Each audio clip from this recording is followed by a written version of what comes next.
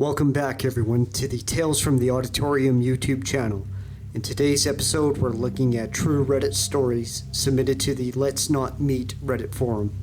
If you have a story you would like to submit, whether it's on Let's Not Meet, Glitch in the Matrix, or any kind of paranormal activity, please feel free to use the email below, and I look forward to talking to you soon.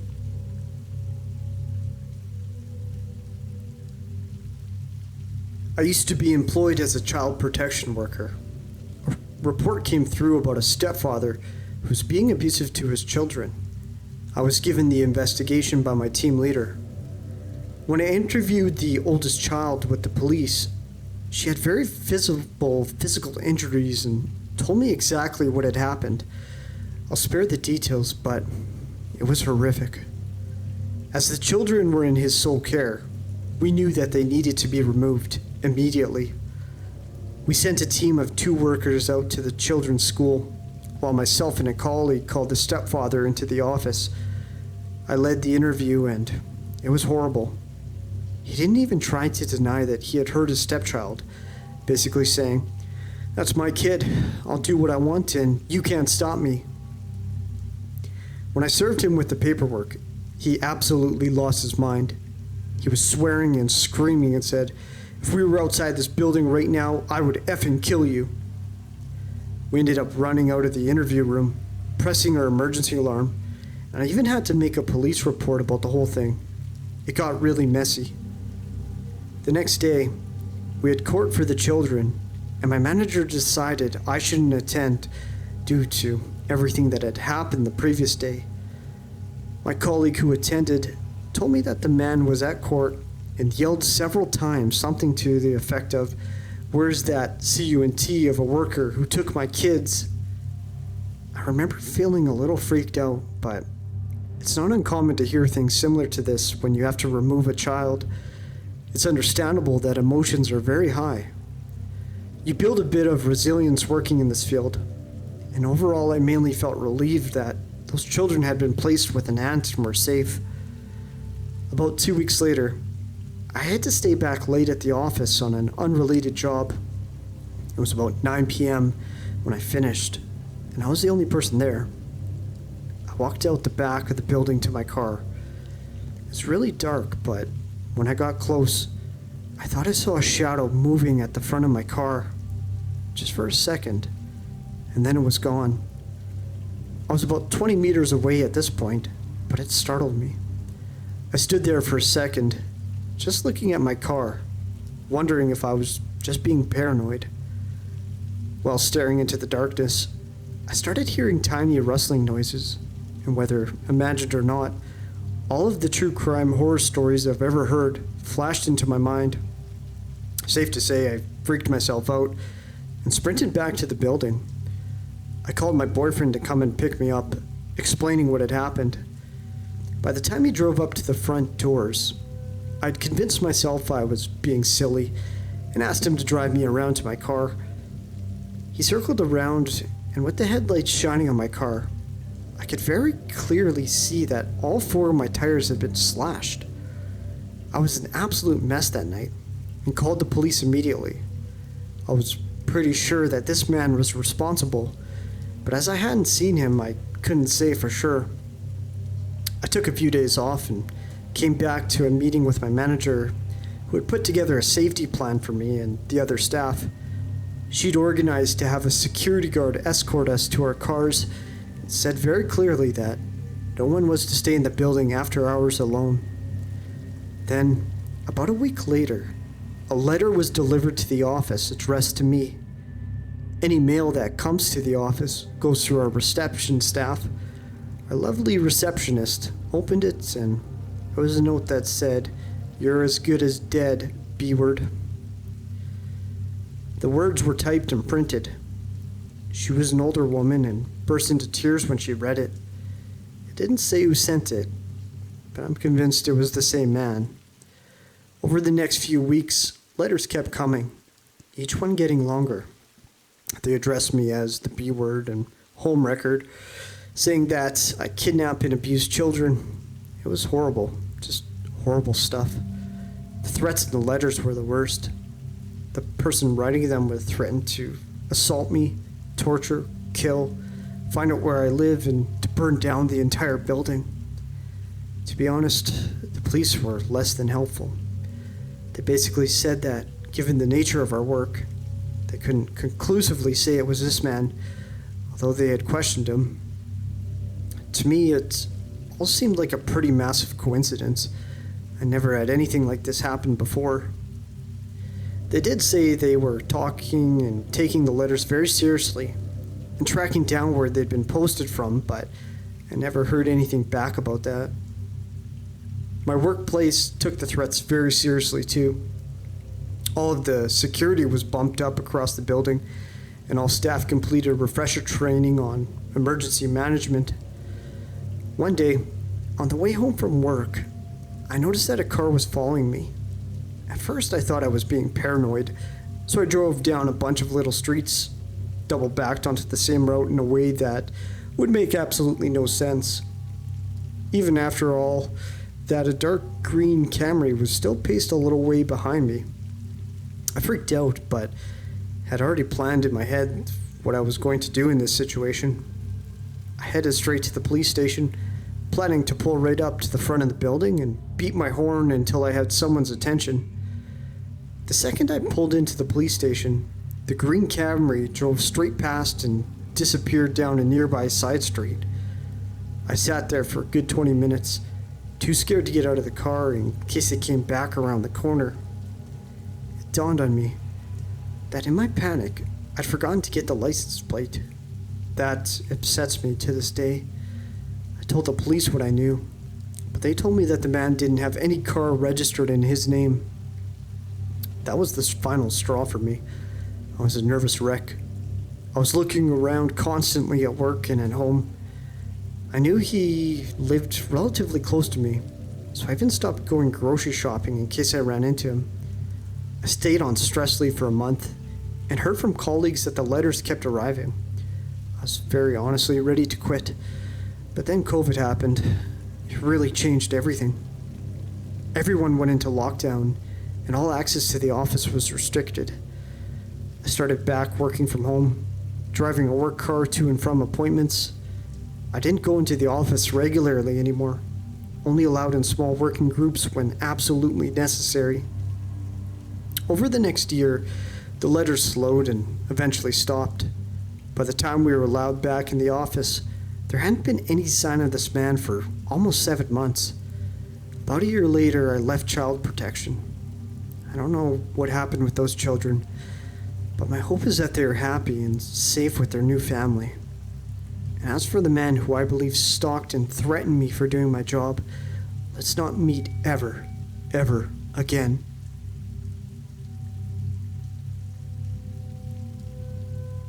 This story was when I was younger and braver and kinda did stupid stuff without thinking.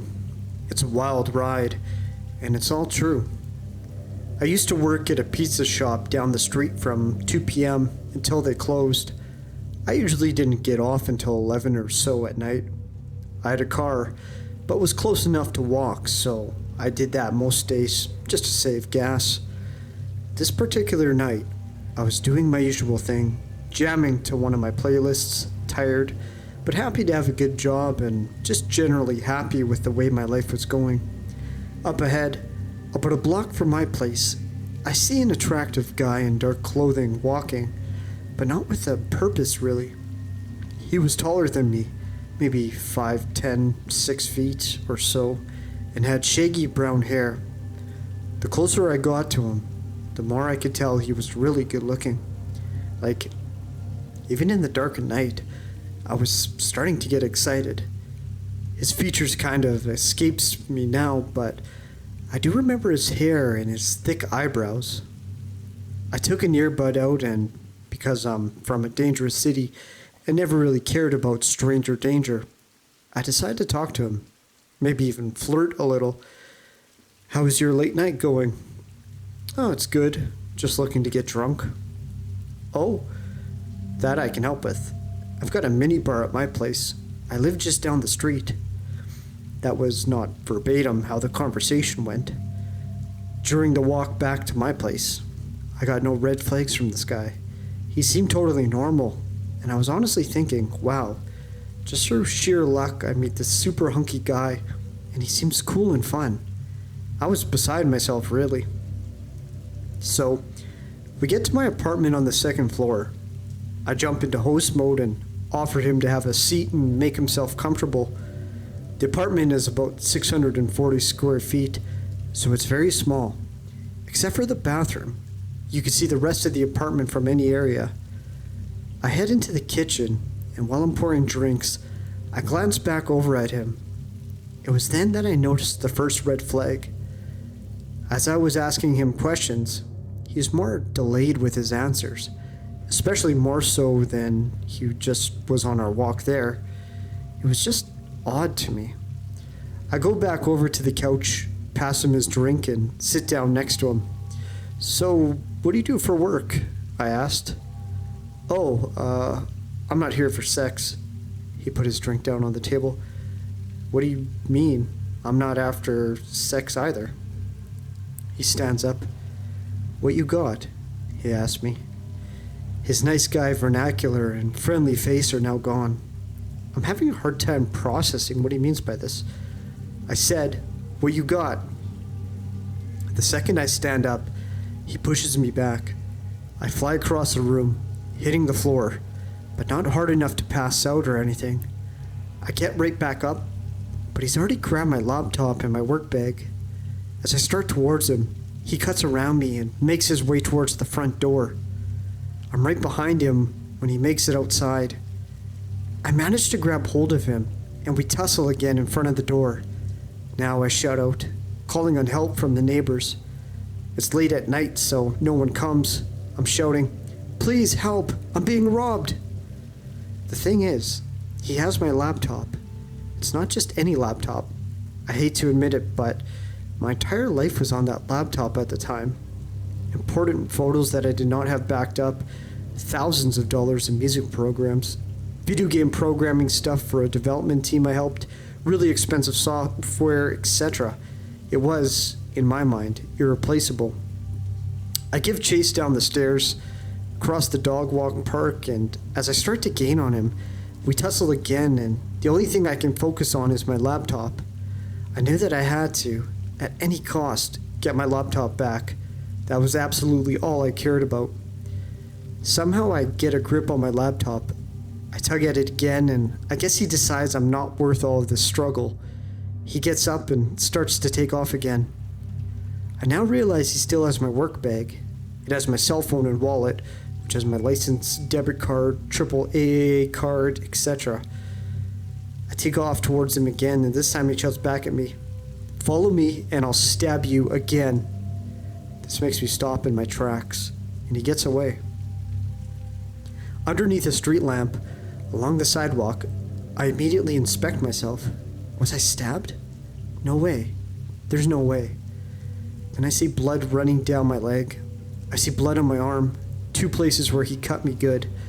I'm scared, but the blood makes it look worse than it is. I decide that's enough. I got my laptop, and that's all I really wanted anyway. I hobble back home and get inside and lock my door.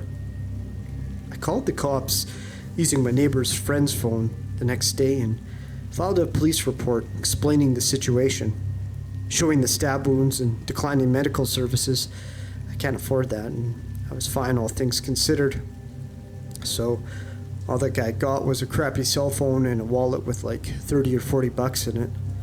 The cop called me and my friends back several days later and said that they were not able to find the guy and that he would keep me posted. This was years ago, so I don't know where that robber is now, but I have every electric thing of importance backed up on multiple drives to this day.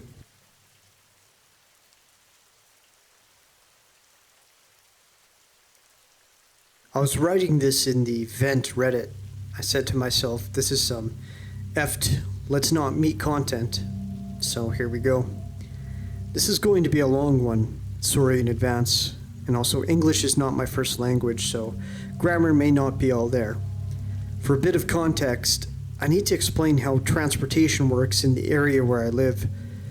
So where I live, the public transportation is absolute crap. there is only one not very reliable public bus that takes you in and out of the residential area, and it is a long way walking. So the people in this residential area came up with a cab sort of system where you pay by the seat. So one of the cabs fits up to 4 people, and a little under a year ago, they decided to identify this cabs with a sticker with a number that states that the car is part of that cab line.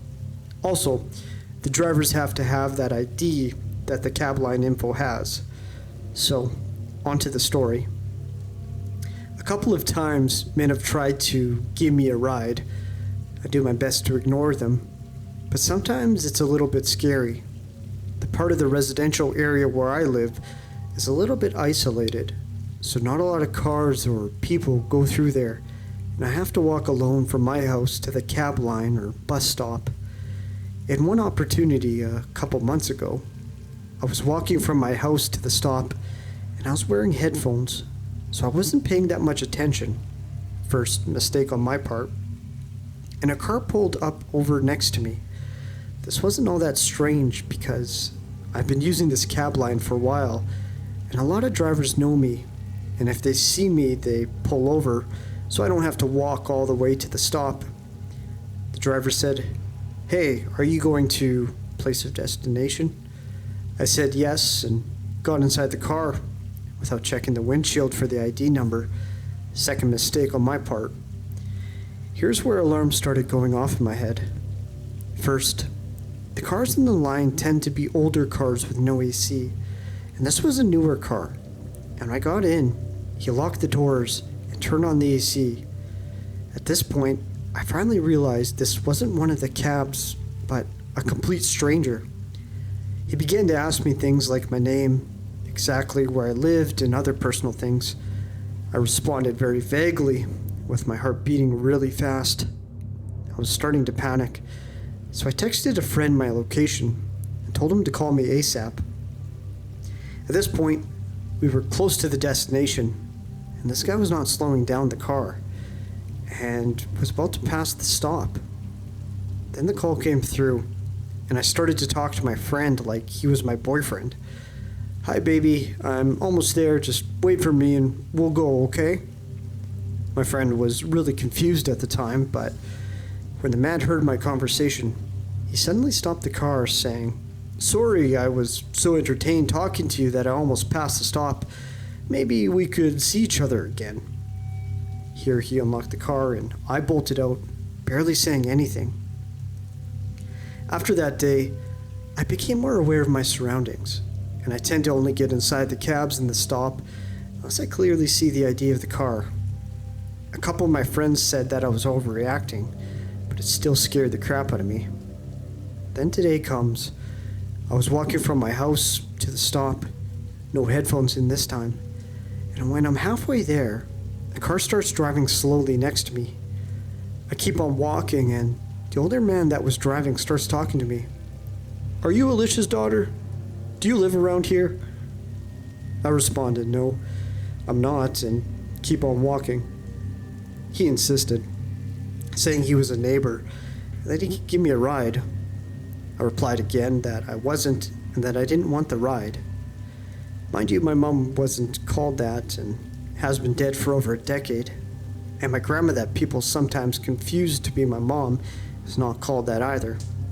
He kept insisting. I began walking faster, approaching the stop where there were more people. At this point, the man became angry and started to yell, saying this was the last time he would be nice to me and offer me a ride, and he sped up and left.